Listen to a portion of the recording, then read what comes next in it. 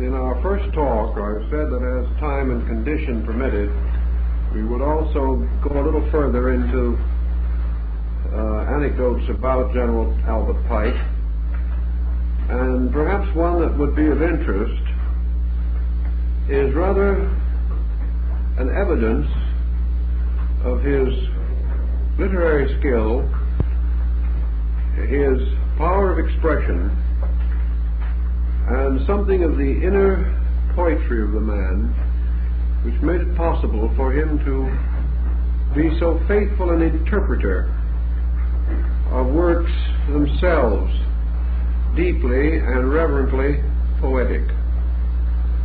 The particular fragment that I want to read is taken from a letter, and by nature and circumstances of the letter is important.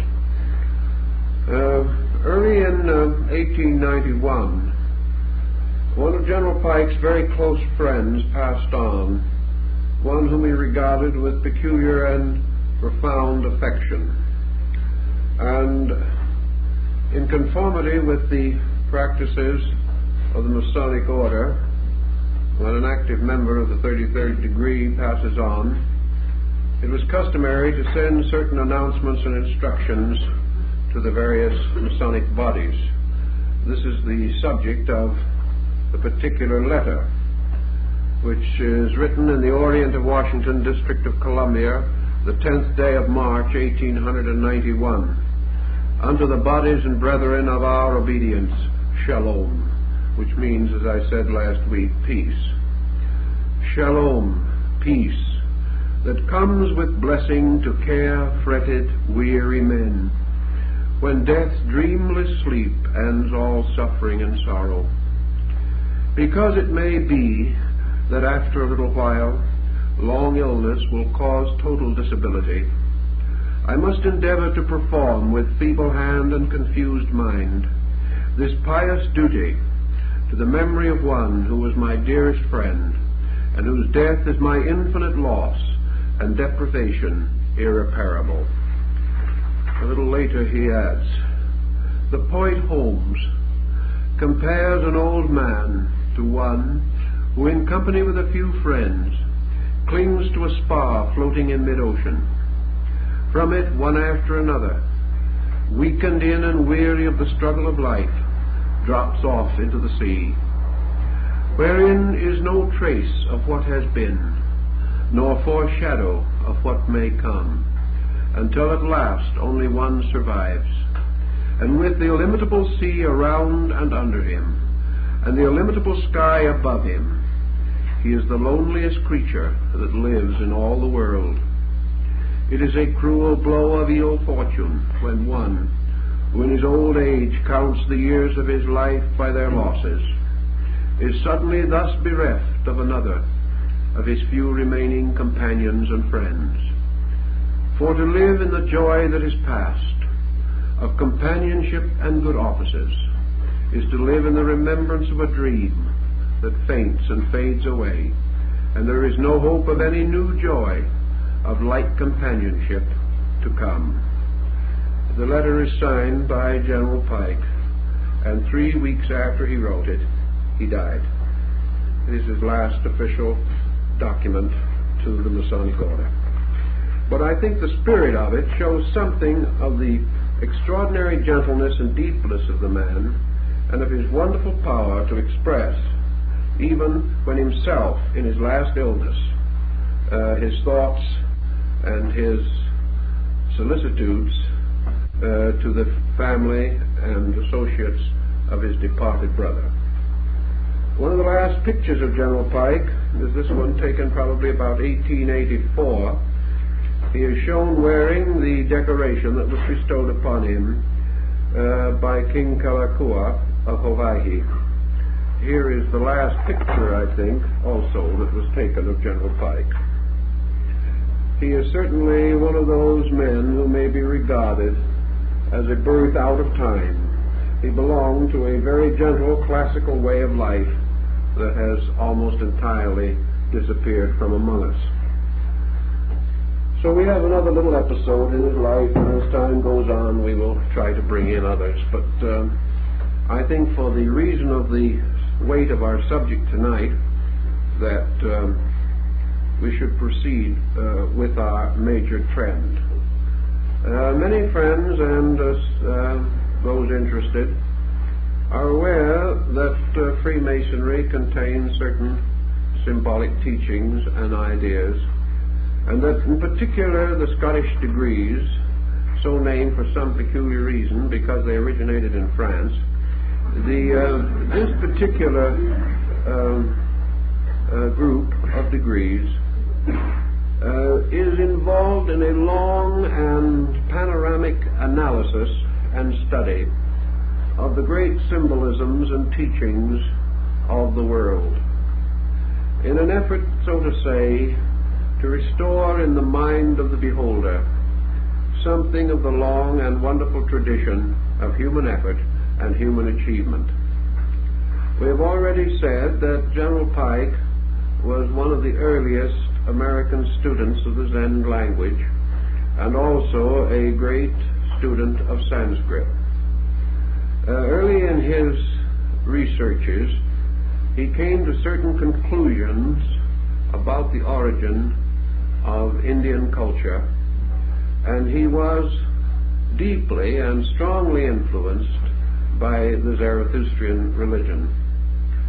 Because of this deep interest, fragments from his researches are to be found in the liturgies and legendas of the rites, and in every instance they are treated with the greatest dignity and solemnity. He was one of the early scholars who, in the study of Indic tradition, was deeply impressed by the importance of the early Iranian contribution to the great flowering of Indian culture.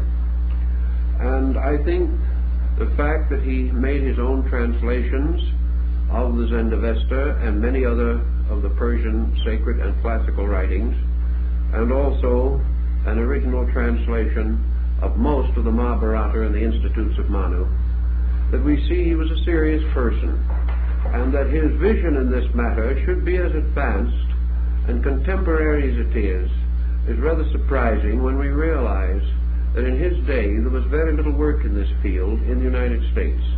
Yet the book with which we are concerned, and from which we will make a few quotations to show the spirit of his researches, was first published in 1871, so that we realize that he was quite a pioneer in this particular field.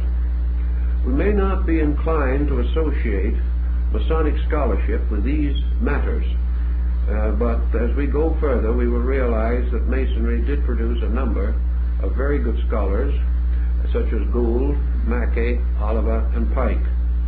All of these men were students of comparative religion. Each one of them, from his own particular facet, his own approach to the broad field, was convinced of its essential importance. Each of these men also was basically an idealist. He believed in values, he believed in religion, he believed in the spiritual life of man. And this dedication also reveals itself through the things that he wrote and said. Now, it is impossible in a manner which is entirely satisfactory, in as brief a survey as we can make of the general pattern, to involve ourselves in all of the bypaths into which the general traveled and explored along his way of thought. I've noticed that in 4 or 5 pages, for example, he will make fairly elaborate references to 7 or 8 different religious systems with certain specific details.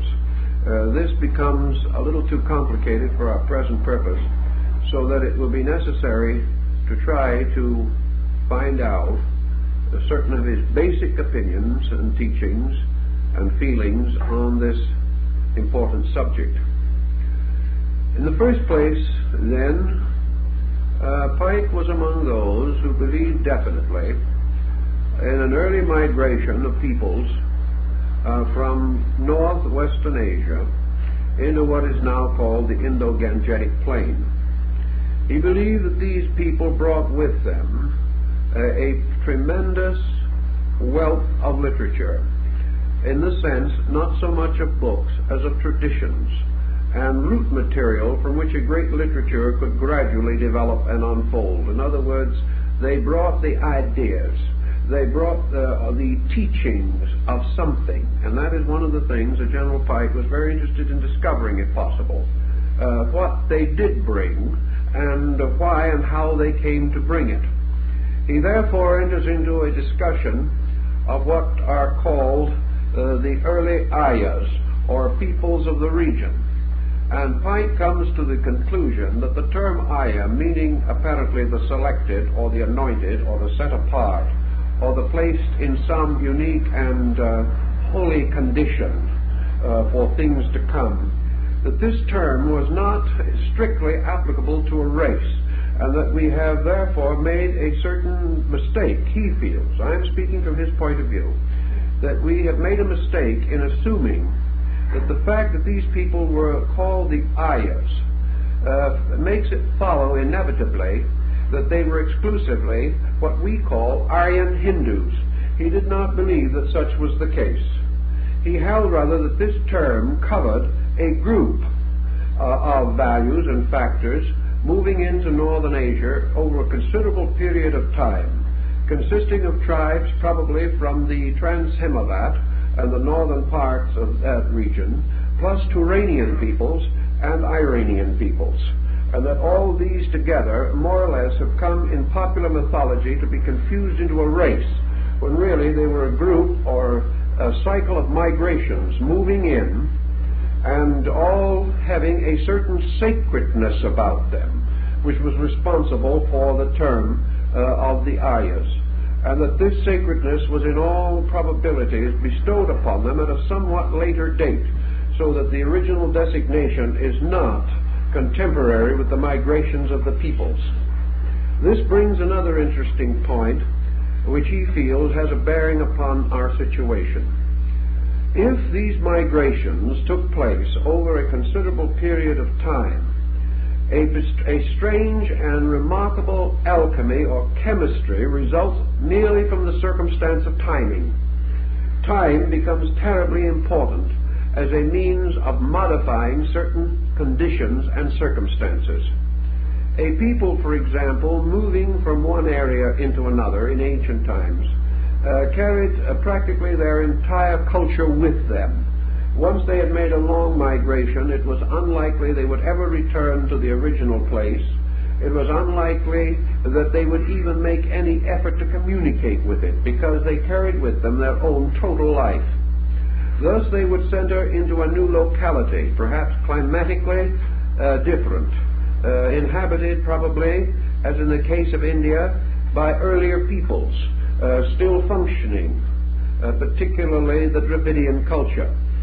And these people settling and remaining for a length of time and becoming accustomed to and acclimated to a certain region, gradually modified their own culture through contact with other peoples and with the gradual disappearance of their own immediate contact with earlier heritage. Thus they became a comparatively new people in a new area. But they also contained within their tribal tradition and national existence the roots of their beginnings and the great mythologies, legends, and convictions which moved them.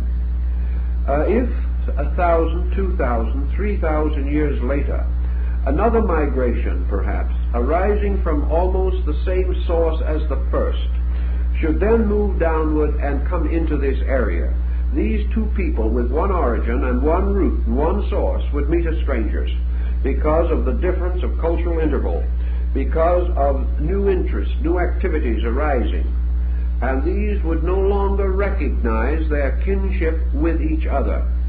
The new peoples would have made certain modifications in their beliefs, in their doctrines, in their ideas, and might very well have been somewhat influenced by the tribes and groups into whose environment they came. Gradually, therefore, from similar sources or from almost identical beginnings, through waves of migration, strong cultural differences could come into existence, gain certain authority and validity, and result in distantly related peoples meeting as total strangers, even though perhaps in their origin such was not the case.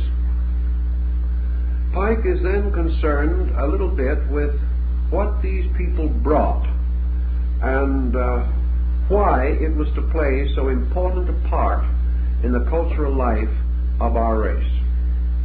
Why was not the heritage from somewhere else more important? How did it happen that so many great streams of doctrine have come into existence and died? And why is it that one with a very strange and remote background should have become so extremely powerful and had such a lasting and enduring existence? General Pike in Morals and Dogma also points out that we have little, if any, appreciation of the actual magnitude of the influence that began in the Transhimavat, that it represents far more than we will perhaps ever be able to recognize, that it not only influenced Asia and the Near East, but has influenced practically every culture on the face of the earth, that it continued to migrate and move, changing words and names, but not necessarily losing philological identities, because underneath various words and terms in Germanic, in Slavic, even in the Latin and Greek languages, in the Hebrew, and in the dialects of the North, Central, and South American Indians, we find definite kinships with the root words and root ideas of Northern Asia. Therefore, we can say with reasonable certainty in his thinking that there is practically no religion, no philosophy, and no science known to man which has not in some way been strengthened, encouraged, motivated, propelled forward, enriched by this original power that came from North Asia. Recognizing, therefore, that Asia seems to have conferred an impulse upon the whole world, Pike comes to the inevitable conclusion that there was something profoundly important, something undeniably forceful, something which man himself simply refused to permit to die. Man refused to depart from it. And by another strange and amazing circumstance, man was never able to outgrow it. He was never able to find that he could cast it aside as something no longer vital, necessary, or useful to him. Although Pike did not live in the days of Freud, Adler, and Jung, he did experiment with the psychological factor in thinking. He became convinced, therefore, that the great stream, which in some places he, with some apology, simply calls together the Veda, that this great stream undoubtedly flows not only through the world, as he says, like the 7 sacred rivers of the Punjab. He also says that it flows through the living fabric of human consciousness, that in some way this ancient lore, this old doctrine, arose from some extraordinary degree of integrity within man, that man therefore comes back to it when he is at his best and departs from it only when he is at his worst.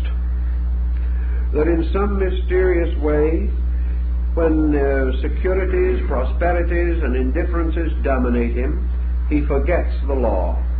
But in his emergency, he returns to it and is comforted by thought which the East has put into words, but which Western man has sort of felt in his soul, that whenever virtue should fail upon the earth, the law again would come forth.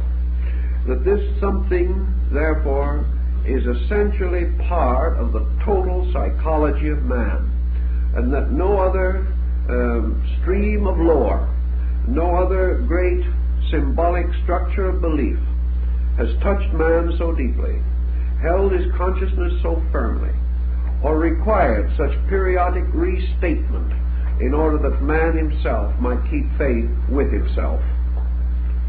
And from the time in which Pike lived and from the general attitudes of the day, I think his position in this was that of a very liberal and sincere man with a deep appreciation of values. Concerning the entire problem further, Pike goes back still beyond this, and he divides the concept of man concerning the origin of sacred things into two essential schools of belief. One is the belief that man is strengthened or ordained in the beginning of his existence by revelation.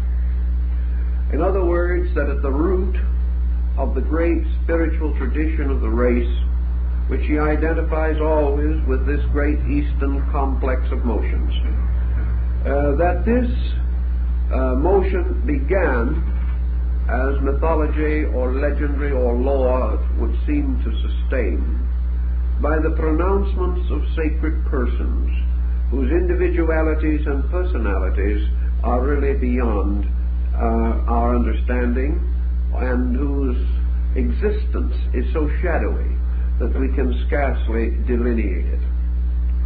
Therefore, there is the belief that certain beliefs, certain doctrines, certain systems have endurance, have inevitability and infallibility because they are revealed by God to prophets, to teachers, to messiahs, to patriarchs, and that this great motion of peoples carried with it from its root land a divine revelation, a revelation apart, a revelation to which the people and their descendants continually rededicated themselves, a revelation which in good times was strong and in poor times was weak, a revelation frequently confused and corrupted, but ever rising phoenix-like from the ashes of its own dead.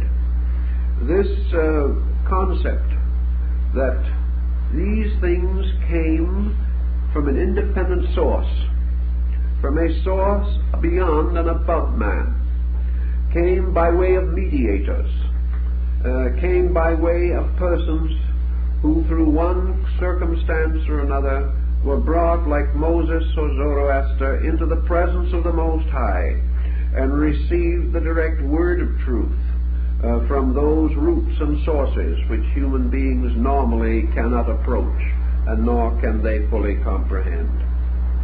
Then Pike points out that there is a second line of tradition that also must be given a certain amount of weight, namely that man's spiritual insight arises not from revelation, but from insight within himself, which is the root of a kind of revelation. In other words, that the human being is actually releasing through his own nature that God quality within himself, that power of internal, veritable cognition, by which man causes his doctrines, his philosophies, his religions, his arts, and his sciences to come forth out of himself. That in coming forth out of himself, and therefore not following the theological structure of revelation, should not be regarded as conflict. It would only be regarded as an effort to understand the working of the one supreme power at the root of existence. Whether this working is from the sky, or from strange supernatural beings, or whether this working is outward through creation itself. Pike, I think, is inclined somewhat to value the second point of view. He believes that the gods working in the roots of time work not upon but through men, and that from the earliest time man's search for light was always the effort to release his own godhood, a spontaneous divine power within himself that would not and could not be repressed, and that therefore true revelation was also insight, and insight was revelation, and these two cannot be completely separated. For the internal life of man shares the eternity of all other things. And whether we regard this revelation as coming from the furthermost or from the innermost, either way we regard it, it is the same thing. Therefore, there is no need to say that insight or growth by experience is less sacred as a source of tradition or a source of valid knowledge than revelation itself. One, things are revealed to man. By the other, man reveals things through himself, and they become known to himself. This situation then led Pike to the beginning of his study of the great symbolic processes which he sensed at the root of these great teachings. Being by instinct and nature, as his rituals and his writings and his interpretations imply, a symbolist, a person who believed tremendously in the integrating and releasing power of symbolic form, Pike presented himself with this equation. He presented himself with man standing as an aboriginal being upon the surface of the earth, surrounded by stars, mountains, valleys, beholding everywhere the infinite workings of universal law.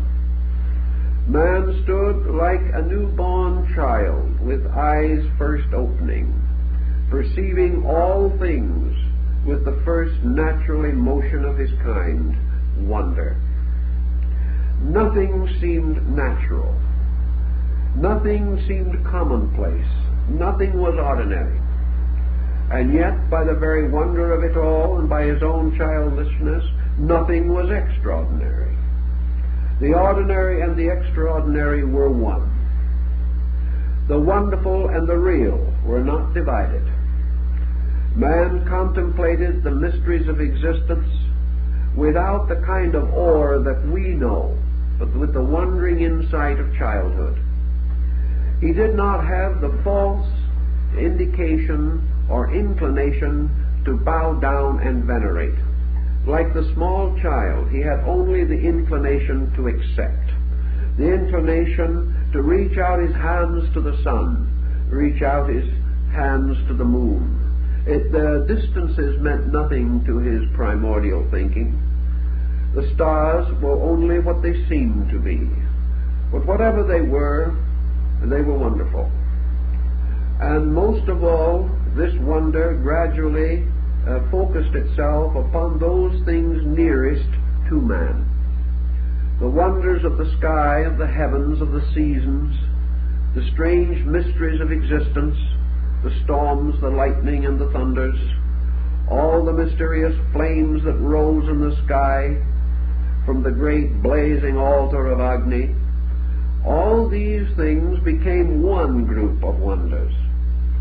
But these wonders were so superior, so aloof, so strange and universal in themselves, that man did not immediately feel the need to examine them. Perhaps he lacked the audacity of modern man, who will examine anything, whether he discovers anything reasonable or not, he will continue to examine. But man then, by nature of his own existence and by his own circumstances, began to experience other wonders. And some of these wonders that he experienced were not so wonderful. They were, many of them, terrifying. The sky normally did not terrify him unless a great storm moved across it. But the animal terrified him. The strange gleaming eyes of night, representing some beast waiting. This terrified him.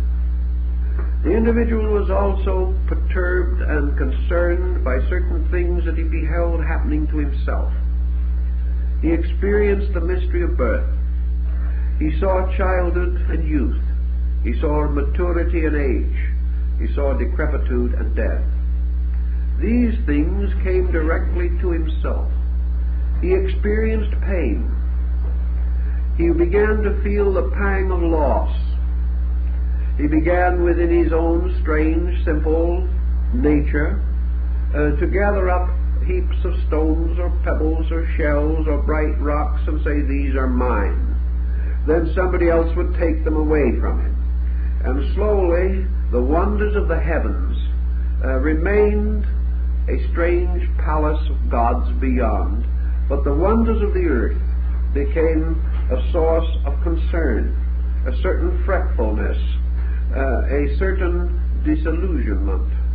Man began to sense that in this great world of wonders he was curiously and strangely weak, that he seemed separate from great things and bound to small ones, that he had to fight the problems of hunger and shelter, and he had to grope his way to the mystery of fire.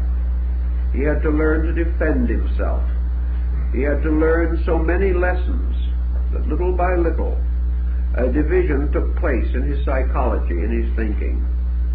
He divided life into two things, what we might term theoretical and practical. There was no division, actually, but theoretical things were grandeurs that did not directly touch him. Practical things were infirmities that he had to face every day. And in spite of everything, we see it in children growing around us. This division takes place. And by this very division, General Pike points out, the gods inevitably began to retire to the sky, because they were not quite available when man needed them here. The gods, the greatnesses, the great powers became less and less immediately accessible to man. He did try to recognize their values and their powers, but still, in spite of all his offerings, in spite of all his prayers, in spite of all his acceptances and his rejections, life came and life went. Over these strange inevitables, therefore, it seemed that even the gods had not control. And the believer and the unbeliever came finally to the common grave. Out of these situations, these modifications, another important factor seemed to arise in the early consciousness of these ancestral peoples, and that particularly had to do with the linking of heaven and earth. And in the early linking of heaven and earth, man, not yet thoroughly aware of value, inclined like the primitive American aborigine of the poem to see God in fire and hear him in the winds, this primitive man, began to pray, began to ask, began to beseech, sought ways of turning in some mysterious manner to the All-Father, who his instinct told him he needed. And he turned to this great world around him in search for parent, in search for that to which he could confide, that which would understand, that which had the strength and power to make all things right out of its own inevitable sufficiency. And out of the contemplation of stars and planets and rivers and seas, and out of man's common need, and out of his turning his eyes from his need toward the source of his help, slowly, as General Pike tells us, the strange, dim, but inevitable image of deity arose. Arose because man inwardly experienced it. Rose because he could cast the shadow of his own dreams upon the clouds. Rose because he demanded it, invoked it by the strangest and most subtle magic of all, the magic of necessity. And so by degrees the individual began to change the world, changing the world into mine and not mine, into heaven, earth, and hell, into wisdom and ignorance, into hate and love, and to all these polarizations with which we have gradually come to be familiar. Because this process was strangely natural, because there was about it this integrity that we do not appreciate perhaps in our confused time. It might be well to draw an analogy or take an example that would tell us something of what we mean. Suppose we say that a child born into this world was born into an absolutely natural environment, an environment in which there were no false values, an environment in which everything was honest. Honest in its own strange, mysterious, inevitable honesty. The honesty of a truth or a fact uncorrupted. And that this child, growing up in this world of facts, in which there were no myths, no legends, and no lore, a child growing up building its life entirely out of only the sense of its internal need, and perhaps the very dim and distant paternal help of a great believing parent who led that child only in gentle ways. If such a child, so brought up, so given opportunity, its life not deranged or disarranged in any way by the prejudices and intemperances of a highly complicated society, this child might grow up to be an honest person. It's quite conceivable that this child would have that kind of a beginning that psychologists like to talk about, that wonderful normal background. Well, perhaps, as Pike points out, the reason why the light of life has come from the ages is because in some mysterious way these progenitors, these first uninvolved peoples, these peoples that have not yet learned to hate, these people who lived close to reality, that in some way they are the basis of the strength that we possess. They were the ones who grew up in a reality, a factuality that we no longer have. And because of this childlike honesty with which they face life, they have left the imperishable monuments to us, because they were the only ones who were able to leave tradition before they were spoiled themselves. Later they were spoiled, but in the root of things they were not. And therefore in their infancy, in their childishness, God walked with them. And because they were all wonder and all believing, because they used only the simple faculties of primordial creatures, they saw true, they dreamed true, and they came so close to reality that they have left us simple guides and rules.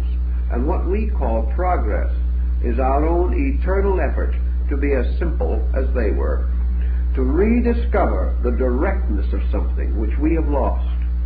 Perhaps this is the reason why the light of the Vedas shone upon the world, why it is beneath everything, why it has come down to us in 100 religions, simply because it represents the simple light of the beholder, in which light and the eye and the heart responded together, and that there was no deceit, no confusion, no prejudice, by which the mind and the emotions could be led into error.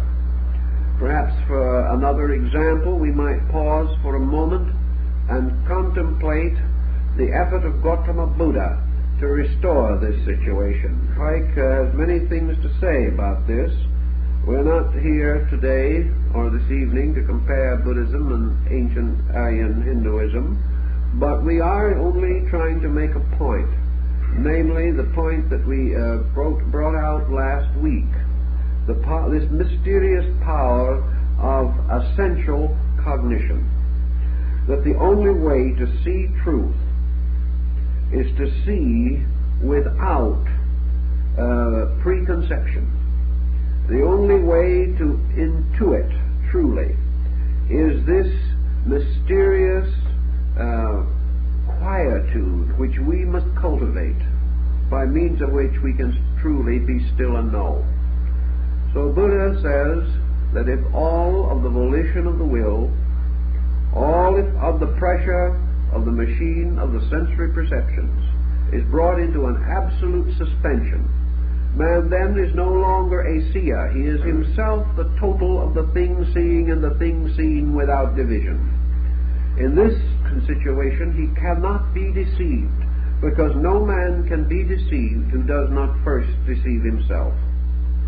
Thus these primitive people, not being smart enough to deceive themselves, have left us a heritage relatively free of deceit. There may be many other explanations, but because of the situation we have, perhaps that is far enough in the general's thinking to show that particular phase of his mind and how he attempted to work with these problems. In his study, therefore, Pike first establishes what he might term or considers to be one of the most primitive and valid forms of human worship, and that is what he calls the worship of nature.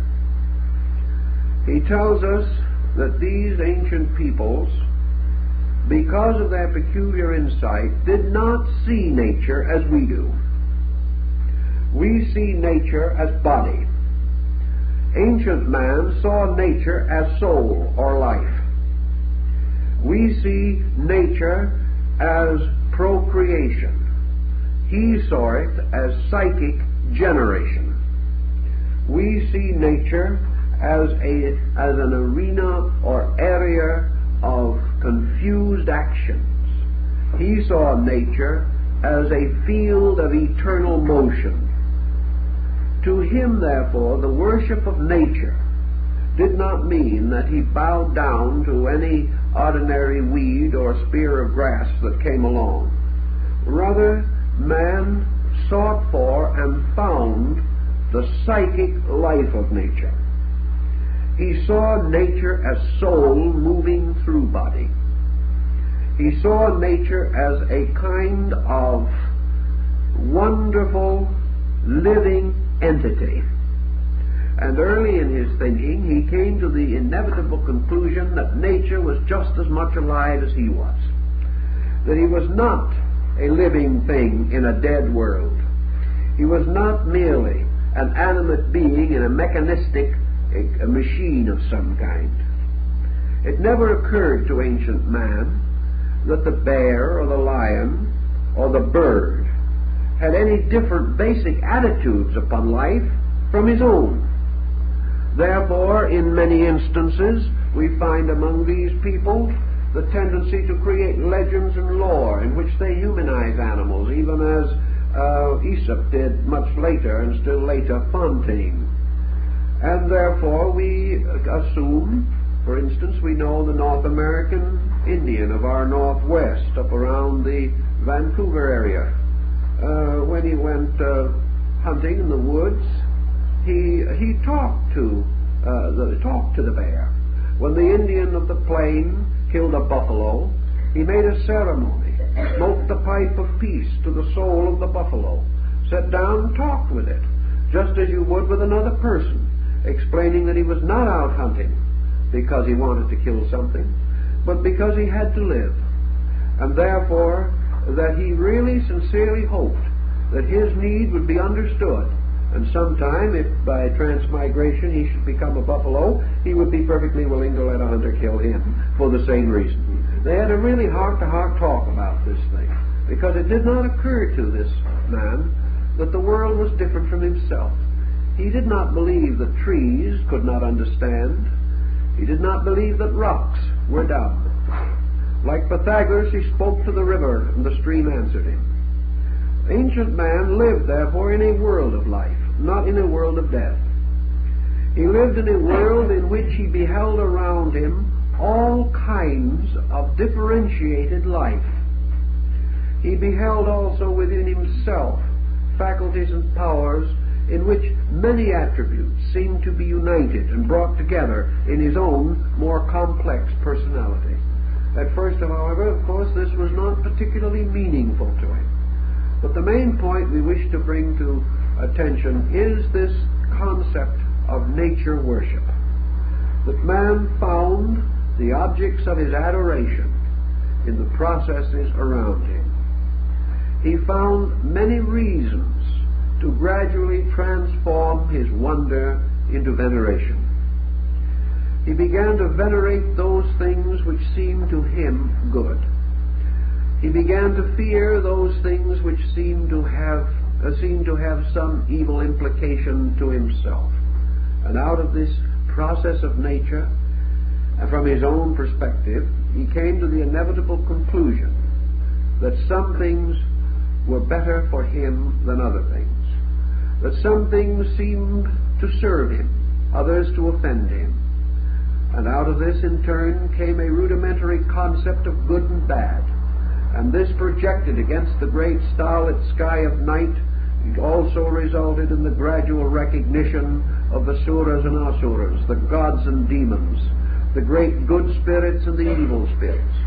And just as in his own world there was the conflict of good and evil, so war began in heaven. And all the different problems that he faced, he saw parallels for in the world around him. Gradually his unfolding faculties, investigating things, to point out one of the ancient adages, that the more he saw, the more completely he became frightened. While he accepted without question, he was at peace. The moment he questioned, he found proof for questioning.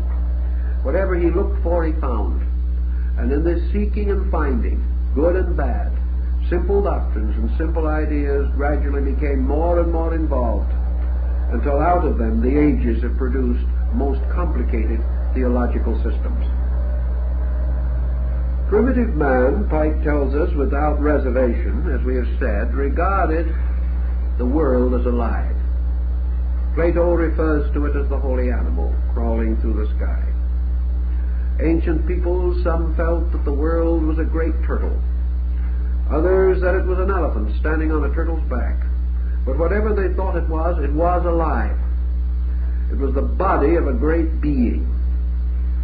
This great being was, in a way, the composite symbol extended from themselves. And this great being, which was the world, became gradually also the visible symbol of the invisible power of God. And as man is a soul in a body, so God is a soul in a world. And that this world soul, therefore, like the human soul, sustained and supported this body. Man beheld himself growing and failing. He saw youth and age, and he therefore contemplated the great procession of the ages. He contemplated the birth and death of worlds. He applied all these ideas of his own experience to the universe, and out of his own experiencing, he fashioned by degrees the ideas that were to be great and wonderful to him. And in the course of his time, and in the way he lived, the universe divided into really three parts. One part was heaven, the great vault of Indra, the sky, the great being whose body was filled with countless eyes. This tremendous and wonderful God, the God of the firmament, the God that was the ancient God, like the Shanti of China, the old one.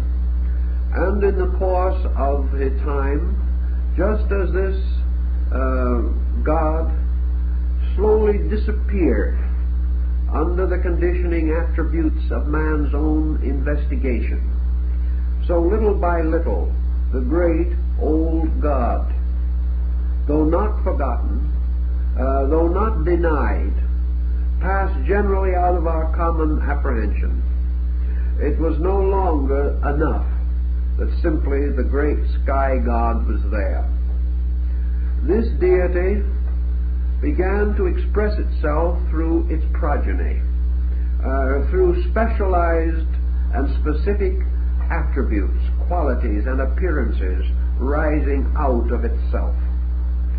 And just as in most religions a Messiah has gradually taken the place of the original deity, so somewhere along the path of this great migration of peoples, the great old God sort of retired, regained new interpretations, was given new appearances, was fitted into other faiths, many of his attributes remaining, but the one attribute which he originally possessed was gone, and that was totality.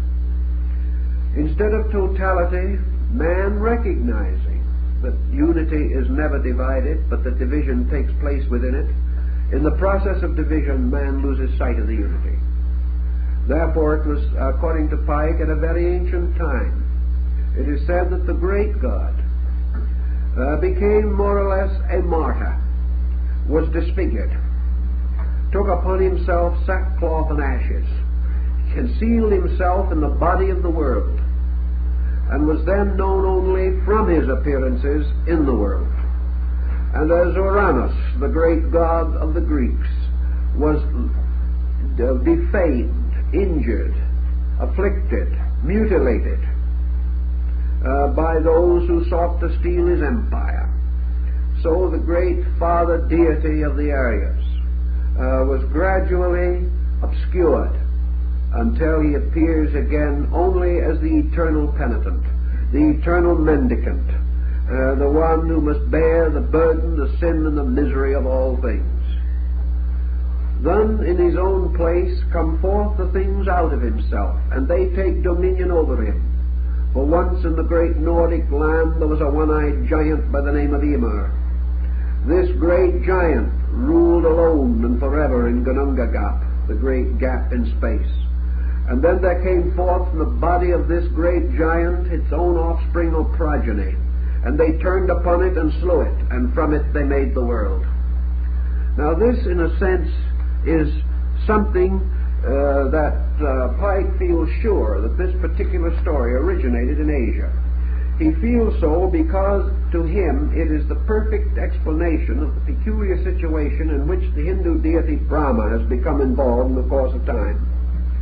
Namely, that while still recognized with certain definite veneration, it is also true that this deity is valued, is important, is conceived as great, somewhat in a different or mysterious way. For it is his own Son that brings him back into life and light again. He is the victim, or he is the sufferer who is redeemed by his own Son Vishnu. And it is only through the will and love of Vishnu that Brahma is again born, and is born, of course, upon the lotus blossom, while Vishnu sleeps upon the serpent of eternity. And Pike has something to say about this, which I think is important. And it's interesting to us because of the time, as I say, in which it was done, in comparison to the tremendous amount of literature that we have today.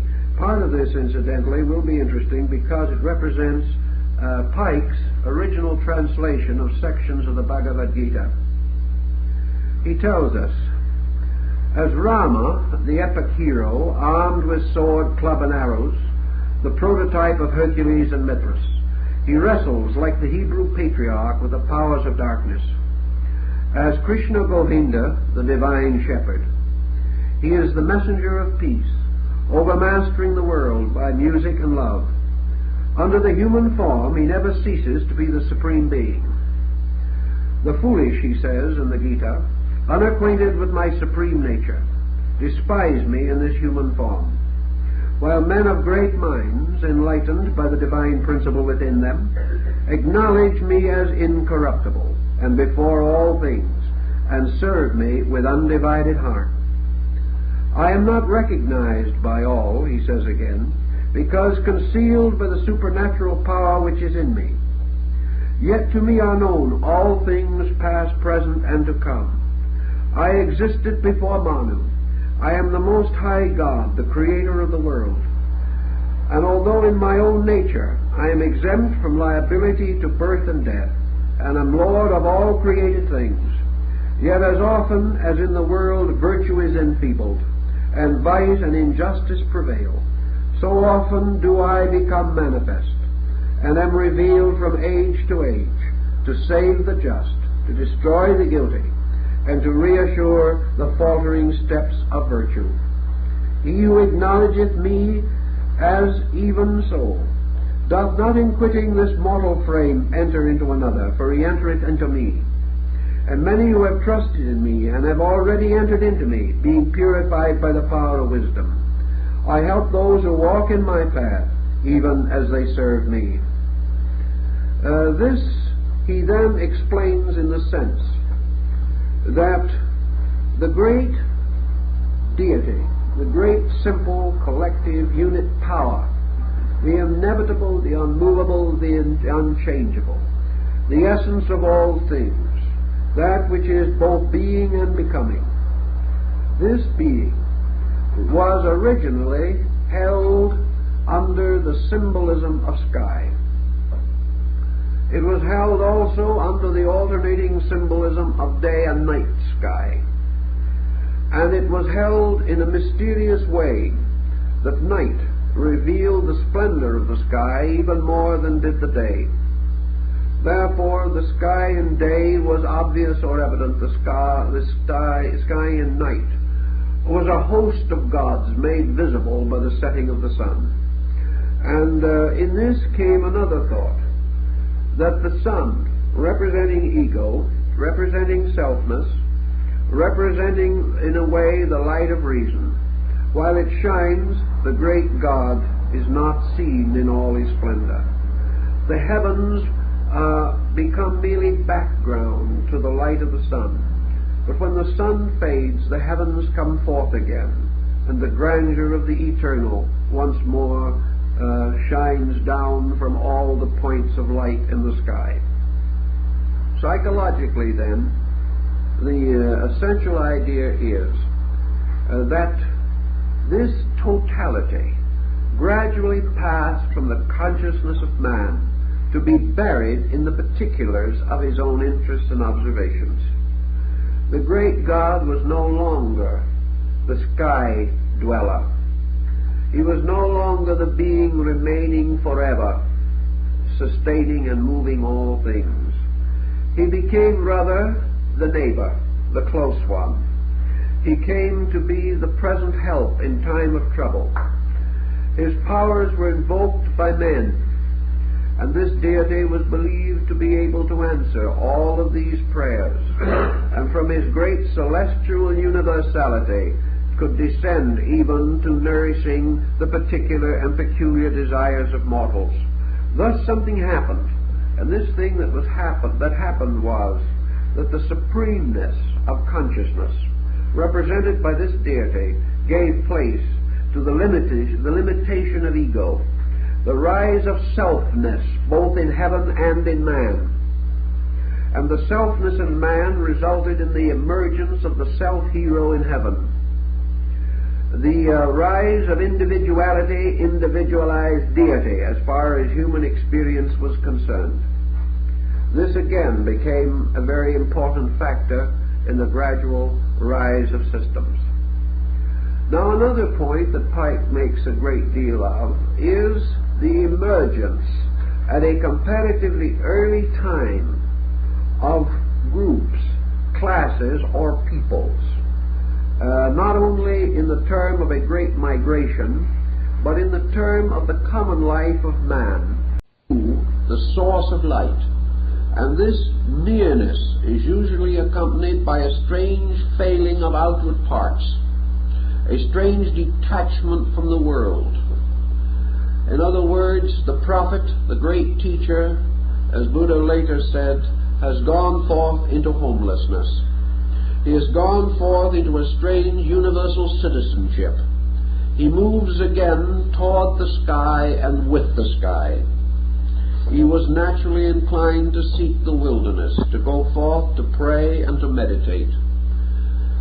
And the emergencies that always led him into these courses were the same emergencies: the need in himself and his instinctive sorrow for the need in others. These things always have divided some people from the rest. And somewhere in this great early time of things, the beginning of great institutions began to take place. Pike says that the mysteries of the Greeks, Egyptians, and Romans were all derived from the mysteries of Persia and India.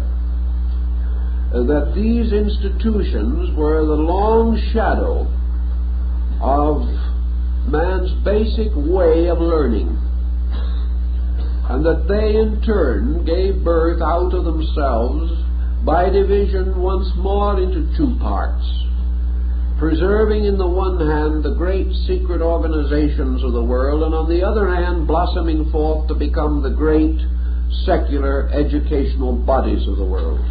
These two divisions happened. That part of learning which turned back to the contemplation of cause became religion. That part of learning which turned to the contemplation of self became philosophy. And that part of learning which turned to the contemplation of nature became science. And these things were all just the way in which some primitive man seemed to turn his head. If he turned it one way, it was one thing. If he turned it the opposite way, it was the other. Not literally and physically his head, but his point of view, his perspective, his use of the faculties with which he had been endowed. If then we may say that there is much to indicate certain points, what do we then find as the first prerequisite of the patriarch, the prophet, the great teacher? Not just the aged one of today, but the great patriarchal figure that stands like Manu against the dark and mysterious curtain of history. The first thing that we always do, the first thing that we inevitably, subconsciously visualize, is that we associate the patriarch, the prophet, the great emissary of wisdom, with age. We instinctively, in our psychological experiences, always think of the teacher self and visualize this teacher self in dream or vision as an ancient and venerable person. Now, the reason why this began in the beginning was probably much simpler than we think. It was not due to the fact that man had a particular artistry in this respect, or hit luckily upon the patriarchal figure as a symbol of authority. What actually happened was that as soon as man recovered from the first impact of survival, he began to recognize that he had to preserve the vital value of age.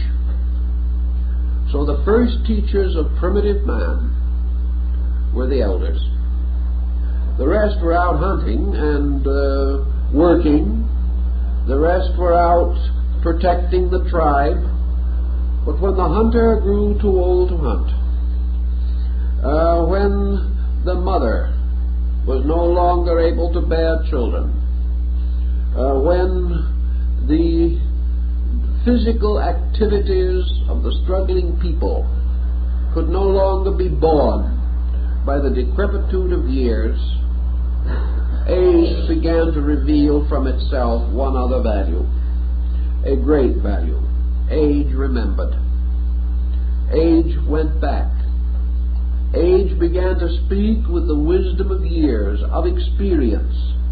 Age had already been through these problems many times. So even today, among primitive people, when a great problem affects the tribe, the elders are called. And this is important because if they hadn't had this use, the elders would probably have been exterminated, as they are in many primitive peoples who have different types of philosophy. But suddenly it was realized that the elder was worth his keep. He was worth his keep and worth his food and worth also the admiration of his people, because he spoke with the long memory. as it was called. He knew heroes then dead and could describe them to the living. He could remember the great king whom the children had never seen, but whose wonderful deeds they wanted to hear about. He could remember the seasons and the great storms of long ago, and he could remember the places where he had gone to hunt, and where certain symptoms indicated that game would be plentiful. He could tell them from long years what the clouds meant and when the rain would come. He also had all the lore of his people, and as time went on, he became the great gossip, and was only one step between gossiping and deification. It all depends on what you gossip about. When you remember the private secrets of your neighbors, it is gossip. When you remember the great secrets of life, it is wisdom. And the olds and the truths and the ones of the long remembering became gradually the symbol of man's wealth of heritage.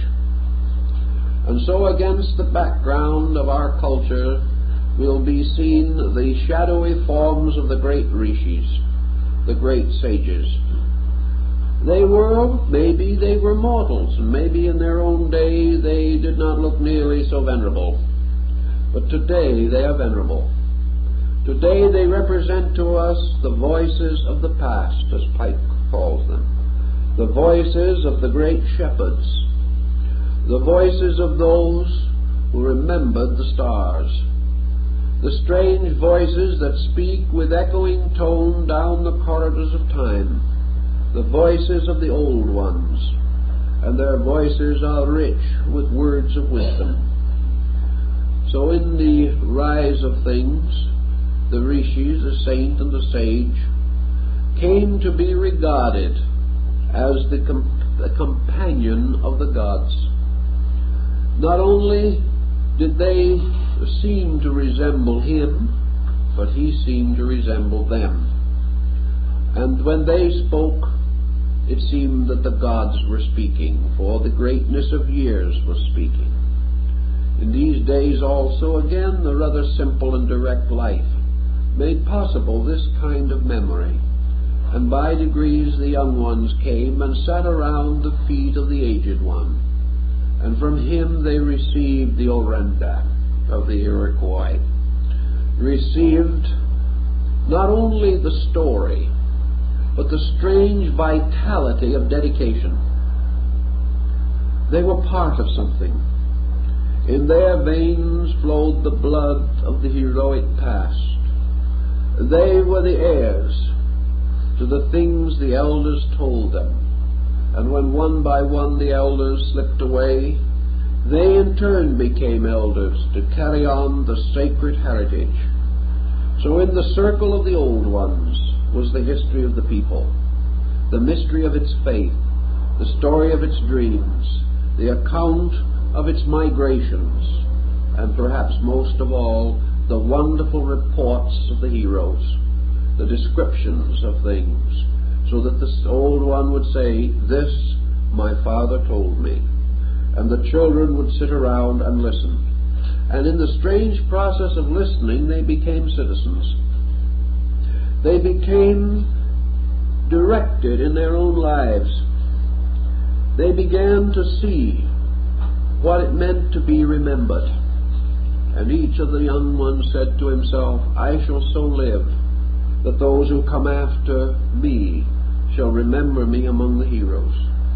Little by little the virtues of the tribe were inculcated in this way, and as this body of lore became greater and greater, came with it also the skills, the crafts, and the knowledges of the people. Here also were not only the historical records, but the laws, and legislation moved out of the great mystery of the circle of the elders, the ancient ones of the earth, as they have been called. And from them, as from the lips of Manu, have come the laws. So Pike says, somewhere in the mysterious hinterland of man's thinking, there sits at the very beginning of this great Iranian migration this strange, mysterious circle of the ancient ones of the earth, the ones to whom it seems all knowledge must be traced, all ideas seem to originate from them, all records, all reports of old times flow through them. They are the link between man and his own origin, all the wonderful things that he wants to know and he wants to believe. Now, is it really actually a fantasy at all, or is this a sober truth? I'm inclined to think, from experiences with so-called primitive peoples, that this is actually the sober truth. This actually happened. Because I know that today I could go into a primitive society and I would find that this is the way they live. That I can find immediate evidence that at the back of their belief and at their tradition is this circle of the elders, perpetuated now by another circle of living elders, who are the visible progenitors of the ancient ones, their servants, their priests, sharing in their veneration, and venerated because they have in turn venerated. And if you want to go into a comparatively primitive society and you want to know the ways of that society and you want to understand its reason for existence, you sit with the elders and they will tell you. And they will tell you not in just prosaic language, do this and do that. They will do as ancient man did. They will sit back, they will be quiet, they will take their time according to their own pleasure, and when they have decided, they will speak with a strange tongue, for they will say also, I will tell you a story. And whether this story is the Vedas or the book of Genesis, it is still the story that has come down from the olds.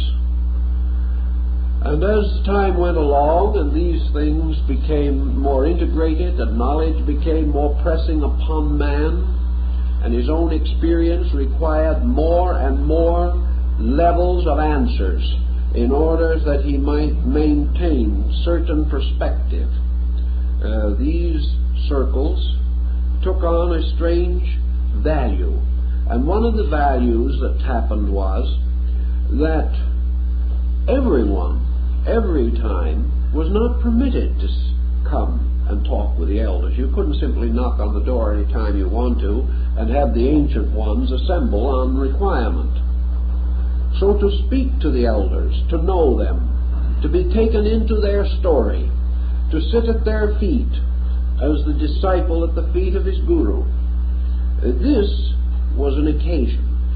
This was something that might not happen often, something rare, something you had to live for and build for. And out of this came the gradual development of the puberty rites, and also the caste rites, and the rites of growth and maturity, and the various tribal initiatory rites that are described so well by some of our great writers on primitive people, such as Churchward in his Signs and Symbols of Primordial Man. These rites were a sacred drama, a sacred institution, and acceptance into them was the beginning of the life of maturity in the tribe. Until you had received these rites, you were not responsible. Until you know, it was not expected of you that you would do. But the moment you knew, you must do. Because to fail after we once possess knowledge is a grievous fault, but to fail without knowledge may only be a symbol of childishness.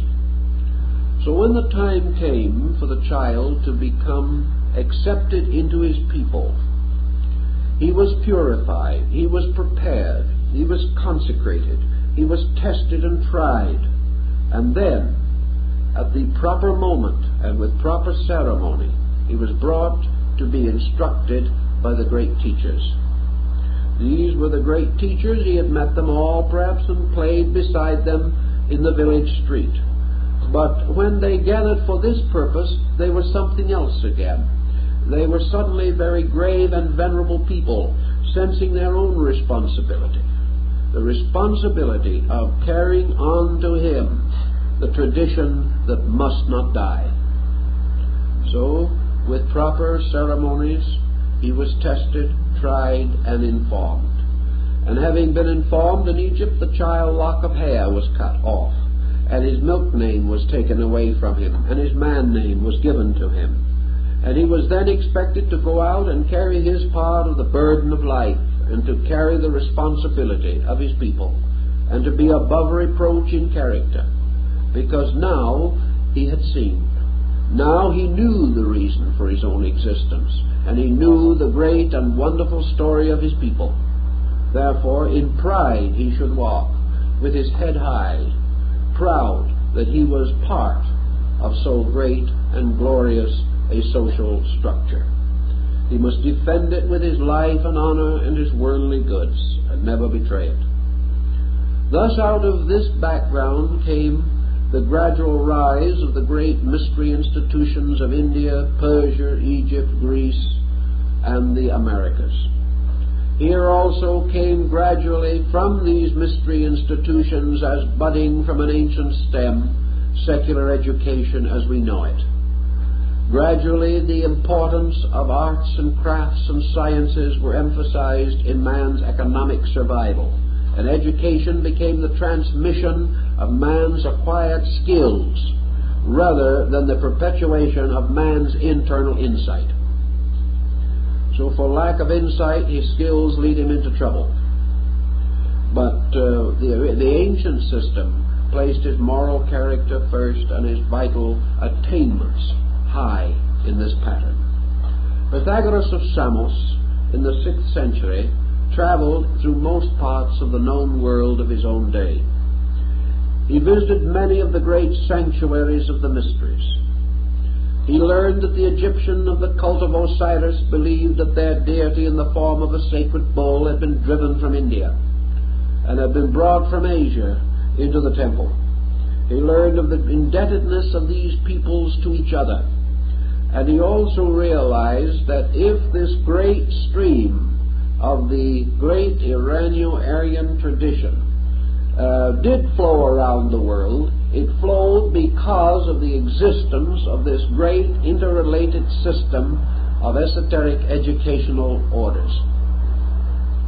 Pythagoras discovered, and after reaching, visiting, and affiliating with more than 20 great religious groups, that in his day, this stream of tradition, moving from the East, was moving with an adequate mechanism, that this mechanism was a system of education that then prevailed, that this system of education, like tubes or pipes, channeled the great water of life, and that as late as the 2nd or 3rd century A.D., that actually the great religious centers of both East and West were in communication with each other, and that all these systems and all these channels recognized their common dependency upon one great stream of spiritual light.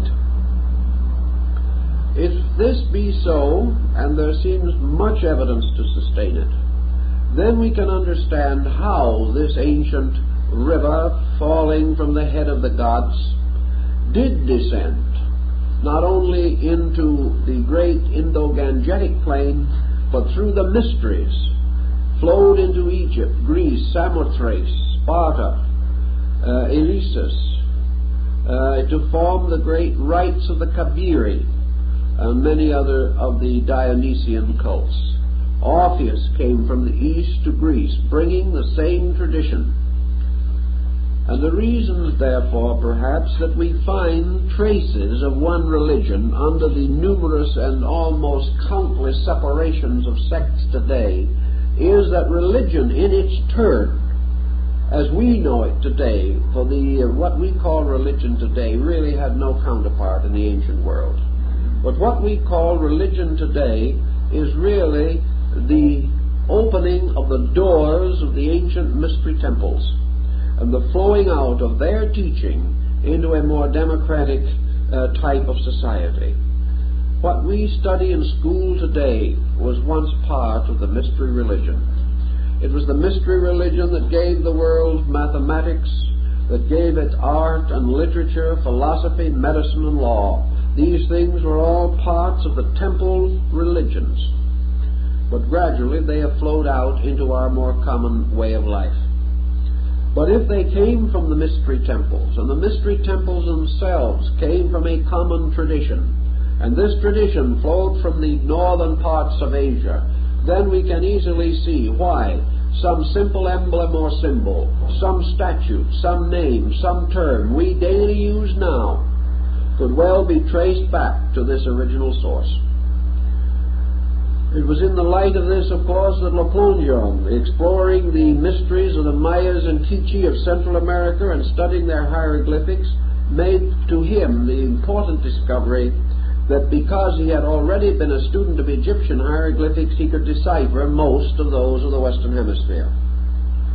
He may not have been entirely correct, but he did establish, beyond any doubt, hundreds of parallels, not only in the symbolic and glyph forms, but actually in the pronunciation of words, so that the word for man, or the word for sun, or the word for life, or the word for God, in the languages of the Old World and the New were identical. Thus these streams had to have flowed from somewhere. We may want to take the idea of spontaneous generation of these ideas in isolated areas, and if we had to, we could contemplate the possibility that all men reaching a certain degree of culture would come to certain common conclusions about things. This would be suitable if we could not establish the bridges by means of which we know that in a still simpler way the migrations of peoples and the unfoldment of learning in all of its branches would carry this knowledge, this great stream, without strange, mysterious, or psychological circumstances. It is as common as the bow and arrow migration or the swastika migration or any of the other primitive, symbolic, migratory patterns by which we have learned to measure the travelings and adventures of peoples. We know that these things could have happened. We know that almost certainly they did happen. And we know also that practically every scriptural book of the world today is indebted to those of Asia, simply because in this Asiatic pattern we seem to come upon the oldest and most clearly defined example of something, and that the motion of these peoples through time gradually resulted in their domination, and with their domination in many regions, their ancient beliefs came to permeate and dominate these regions, slowly causing older beliefs or other unrelated doctrines to be submerged. Now, when we study this a little further, we make another interesting discovery, namely that this great cycle had about it something that was very Neoplatonic. The gods of the ancient Aryas, these strange sky, earth, and altar deities that we have come to remember, did not, in those times or under those conditions, declare war upon the gods of other men. That was very much later, when things got into pretty bad shape.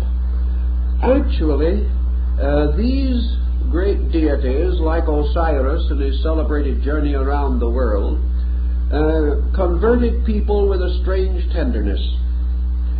The conversion was a rather simple thing. This great interpretation accepted into itself all other interpretations, and the light of the Vedas shining upon other beliefs caused these other beliefs to shine with its own light. It was simply a light cast upon all things, causing these things to resemble itself. Thus in Egypt, for example, the old gods of Egypt, prior to contact with Asia, did not cease. they simply took on an Asiatic look. The ancient gods of the Nords, for instance, Thor, the thunderer, the individual who seemed to spend most of his time fishing for the Midgard snake or throwing his hammer in the form of a swastika around the world. It was perhaps the oldest form of the boomerang. This deity was once the supreme deity of the Nordic pantheon. But later, when Odin, or the Teutonic Wotan, nor probably really Prince Sigi, a Scythian prince, came from Asia and came into domination in this area, he did not go to war with Thor. He did not destroy him. He did not say he was a false god. And when the great cult of Odin was set up at Uppsala in Scandinavia, Thor was invited to dinner with the rest. Thor became a member of the new family. Thor became merely an attribute. He became an embodiment of one of the characteristics of this new doctrine. So in many instances in the old legends we hear that saints going forth like Padmasambhava in Tibet first of all converted all the demons, converted all the false gods, and made them all members of the true faith. It was a wonderful thing. It was done very nicely because these deities simply became repolarized so that they became the aspects and attributes of the new principle which was taking over. Thus, in practically all of these faiths among the ancient peoples, particularly back at about that time which we call the Dark Curtain of history, we see a marked change in the pattern of the divinities. The old hero gods, the gods of lesser station, the old fighters and rumblers and tumblers of the early days, sort of fade away or become associated with a newer and better spiritual perspective. They then become the obedient instruments of the new faith. They were remembered and continued to have certain honors paid to them, but they had been changed until they were compatible with the new doctrine. And wherever it went, this great stream of vitality absorbed and reinterpreted other faiths or found itself in other faiths until finally all of the conflict or inconsistency was dissolved. As a result of that, other elements are present in all religions, but the great basic elements of this tremendous tradition survived and dominated and continued. Pike, explaining his concept, makes a great use of what he considers to be one of the oldest and richest forms of nature worship. And he devotes in his writings many, many pages, including learned translations from Hebrew, Persian, even Coptic Greek, and a careful study of the available manuscripts and records of the Egyptians and of the East Indian people and the Chinese, to prove very definitely the supreme importance in the psychic descent of man's great stream of faith, the supreme importance of the symbolism of the worship of fire. Now, Pike is one of the first, of course, to remind his reader that the worship of fire is entirely a symbolic ceremony. Fire was no more worshipped by fire worshippers than the sun was by sun worshippers. Always fire became associated in an early time with life. Fire was the first discovery that completely altered and changed the destiny of man. Agni, the spirit of fire, like Prometheus, was one of the first great friends of man. Fire to primitive man had a series of mystical connotations. By means of fire, it seemed that man could create life. He became a magician. He could invoke radiance out of darkness. Fire had many, many meanings to him, but perhaps its greatest and most important meaning was life. Fire was a life in his keeping, a life that he could tend. Fire was upon an altar, and he could bring his offering to it, and he could protect the fire, and the fire became the symbol of his own stewardship to eternal life. Man began to associate the extensions of the symbolism of fire with innumerable moods and attitudes of his own. Even today, we have the term very closely associated with a great many of our psychological, most subtle implications of thinking. We say that an individual is inflamed with an idea. We say that he is fired by a purpose.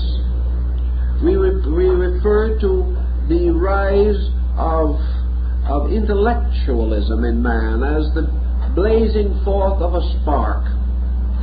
We know also that fire was associated with heat and warmth with body, and that death for man was the going away of the fire, going away of the heat, going away of the warmth. A Muslim scientist many centuries ago, attempting to determine the nature of the life in things, performed dissections or vivisections upon living animals. And at one time he placed his finger on a certain point in the pulsing heart of a living animal, and immediately his finger was blistered. He found there a point of great heat, and he became quite concerned with it and wrote considerably on the subject. But life is heat to ancient man, and the fire in man burned upon the matchless altar of his heart. The heart was the sanctuary of the flame. The flame was life. When the flame burned, man lived. When the fuel perished, man died. Buddha, in one of his discourses, goes into considerable detail in a symbolical use of fire. He explains, for example, that if every fire on earth was extinguished so that man never could see fire anywhere, and that all the storms and all the changes of nature were such that lightning would never strike, that no natural friction or reflection would ever cause a fire. So the world was without fire for 10,000 years. And then, if there be a person to do it, flint is struck against steel and fire is born again. Fire is everywhere, silently, secretly, unknown. But it must be brought into manifestation. And the manifestation of fire out of the totality of itself into the expression of itself was a mystery that ancient man greatly contemplated. He also greatly revered the purifying power of fire, how fire cleansed things, and also how fire consumed the sacrifice. He also saw how fire consumed the fuel that sustained it, and that when the fuel was gone, fire disappeared. And in modern times, man has discovered a strange kind of fire that burns without dross, as we know it. And that fire is a form, of course, of electricity. And we put that fire in a little glass bottle, and we made an electric light. And when we first made that light, what did we call it? We called it the Mazda light. We had already gone back to an ancient term for light, for brilliance, for shiningness. In the ancient Hindic people, the old gods, the devas or devs, meant the shiners or the light ones. And everything that was light, everything that shone, was life. And where the flame went out, where the fire failed, things died. Then there were the fires of holy aspiration, the fire of martyrdom. Then there was a fire of zeal and of hope, and the strange blazing passion of love. There was fire of hate, and everywhere there was fire, there was heat, there was life. Primitive man gradually devised the concept of Agni as the symbol of the power of life. Fire became the visible symbol of the quality of life. Life living on matter. Life perpetuating itself by destroying its own not-self. Spirit flaming forth because of the fuel which it is to consume. Consciousness consuming body, and perhaps, if the pessimism of Buddha is correct, dying with it, but a great blaze while still it shines. The candles upon an altar, the incense burner, the oil lamp, all these symbols, like the ever-burning lamp of the Rosy Cross, or the strange eternal lamp found in the tomb of Cicero's daughter. The lamps that burn on, the lamps with wick of asbestos, strange conjectures and chemistries and alchemies of ancient thinking, but always this problem of fire, this problem of man worshipping the flickering, variable symbol that is so alive that its body is part of its life and cannot be seen from it. The fire that can be put out by the mystery of water. And then the alchemist coming along with his strange formula which says, I shall make a fire that burns in water, and I shall make a fire which the fuel is water, and this fire shall burn forever. Now the ever-burning fire is to a measure probably, at least in one of its degrees, associated with the sun. The sun, this great incandescent light, this symbol of radiance that became warm in summer and in the desert a destroying heat. But the fire and the sun and light, these together, man identified ultimately with his own truest self, his own consciousness, so that fire and light became symbols of consciousness. For man was aware by a kind of invisible light within himself, the light of reason, the light of the mind, but most of all the light of the soul. In the old early Rosicrucian symbolism there is an ancient representation of Christian Rosenkreuz, the secret master of the Rosy Cross, reading a book by the light of a candle. There is some probability that the picture was originally taken from the familiar portrait of St. Jerome by Albrecht Dürer. But in any event, the point is that by the light of a candle or a lamp or a fire, man reads a book. He reads also the mysterious living book by the light of consciousness within himself. So without the fire, the mind is meaningless. Without fire, love fails. Without fire, rationality is impossible. And this fire must be the fire of awareness, the fire of consciousness within the individual. For man reads not by the light of the sun on the outside alone. By that he sees the letters. But by the light of the sun in himself he sees the meaning. And that is the great and important difference. So the sun became also the symbol of meaningfulness. It became the symbol of true cognition. And fire was the sacred part in man. And as time went on, the fire was associated with the soul. And the soul was this beautiful, radiant, flaming part with an aureole-like existence. And this soul was the light in man. And the fire and the light also came to be representative of enlightenment and of the enlightened. And under this same thought we have in our own scriptures the mystery of the light of the world, the being that came to give light to every man or to every creature that lived. For the very word Christ from Christos simply means the fuel of the flame. It represents the mysterious oil of baptism, but this is the oil which supports the flame. and the Eucharistic ceremony, and Melchizedek with the corn, wine, and oil, establishing the sacred sacrament.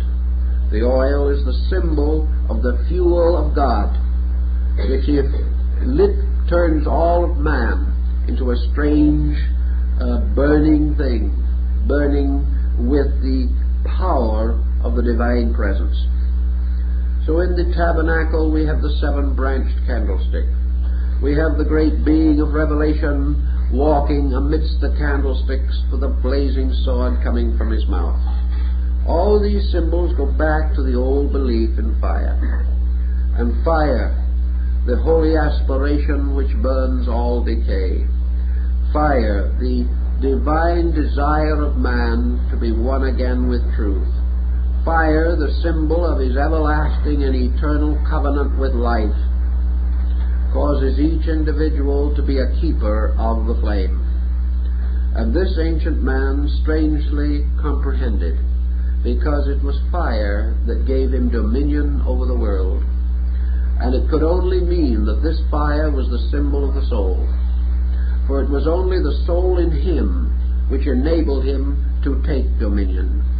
It was only because this fire lighted his life, and that another fire from within himself blazed forth, that man could be other than a brute, and could achieve or attain other things than the beast could attain. So as we say, fire became the symbol of soul. It became the symbol of a covenant. It became the living witness of the eternal before men, for it was the purest of all bodies. And into this flame all dross, all imperfection, all human limitation, all selfishness must be cast as an offering to the Most High.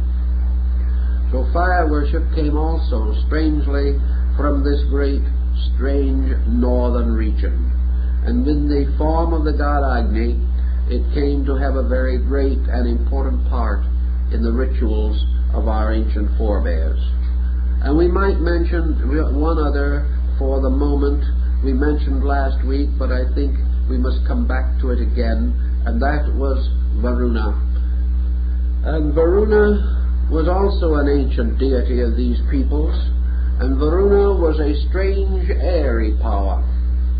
Varuna was a strange, all-pervading atmosphere that linked all things into a strange capacity. Varuna was a lord of middle regions and of parts. Varuna, in many ways, perhaps, if you study the symbolism of the deity, is reminiscent of the psychological idea of mind. Varuna is an intellectual atmosphere, a wind deity, a god of motion and of moving things, a god invisible but made visible by consequences, a deity that also went through innumerable vicissitudes, as General Pike points out. But we have here then sky, fire, and air. Or, as we also suggested in the other discussion that we had, there are certain parallels between Varuna and ether. Not the air as we know it, but the etheric humidity, which science has invented as a hypothetical medium between energy and matter. Thus, as Heraclitus tells us, this peculiar humidity can also be a water deity, or a deity of humidity, or a deity of fertility. And in the, as we told you last time, out of the names of these deities and out of the patterns of them, we gain the elements of the divine name in the ancient ritualistic language. But we have elements that work together in a very strange manner, because we have now actually established a trinity that corresponds to the three elements, salt, sulfur, and mercury, in the Hermetic experiment. And in the 18th degree of the Rose Croix, General Pike gives us some information on the tie between alchemy and the great Vedic mythology, showing again that at the root of chemistry, at the root of astronomy, at the root of architecture, are the parallels once more to this ancient system of thinking, and that these parallels can be restored from any study of essential symbolism in any department of human life. But we have the all-pervading, symbolized by the great 2.5-syllable monosyllable. We have then also fire, and we have air, or air-water, humidity, the ether of space, perhaps the energy or electric field of modern science. These things all working together give us a pattern of primordials, and we have various interpretations based upon the chemistry of these original factors. Mind, for example, as the bridge, the bifrost between Midgard and Valhalla. Mind arises in the form of the great world hero. The great world hero passes the mystery of fire. In the case of the Sigurd saga, the world hero passes through the mystery of the 4 elements, represented by 4 great labors which he performs. This mastery by the hero of the interval, the middle distance between the worlds, is very important. Fire as soul and consciousness, air, water as mind, emotion, the psychic part again, and heaven as totality, as the reality, as the wholeness. These together create a triangle or trinity, which emerges later for our contemplation in the Brahma Vishnu Shiva concept of creation, preservation, and reconstruction. Always the symbolism remains, and wherever we have a Holy Trinity, from the Temple of Heaven in Peking to the 3-tiered hat of the Dalai Lama and the triple tiara of the Roman Pontiff, in all these we have mastery over 3 worlds, 3 elements, 3 conditions of being. We have man moving from the material through the psychical to the spiritual. We have the individual overcoming the world, nursing the flame, guarding it, becoming a servant of it. For one form of the flame is found in the Grail legend. For the flickering, mysterious, flaming blood in the Sun Grail is exactly the same as the ancient fire of the Vedas. It is the object of the quest. It is the sacramental symbol. It is the symbol of sacrifice and reunion, of renunciation and purification. In all these things then, and also through our own scripture writings and into our arts and sciences, into our legal procedure, into electricity, and even into electronics, we will find the same principles that these primitive persons, or this great wave of simple, direct, true-seeing creatures or beings, brought forth out of the dawn of time and carried with them into all parts of the world. The picture is long and difficult, but I think what General Pike particularly wants us to realize, that the word Freemasonry in its original meaning from the Chaldean means child of the fire. The word pyramid represents the mountain or monument to the flame. That's what the word means. And in the ancient times of Eleusis, when the Hierophant in his robes of blue and gold came forth upon the porch of the sanctuary, his gold and blue robes were the inner and outer circles of a flame with its blue center and its golden radiant core. The garments of priesthood, all of the ancient symbols that we know, are derived from the guardians, keepers, and watchers of the ancient fires. And these fires were brought from heaven by the Druids, who captured the rays of the sun on a reflecting glass. And all the fires of earth are to these sacred monuments reflections of the fires that burn forever in the heavens. And these fires are the eyes of the gods. And each of these eyes and each of these fires in turn is part of the great flame of the one God that lies at the root of things. We are sparks from the flame, and to the flame we will return. This, I think, is probably all we can do this evening, so we will continue with the good general next week.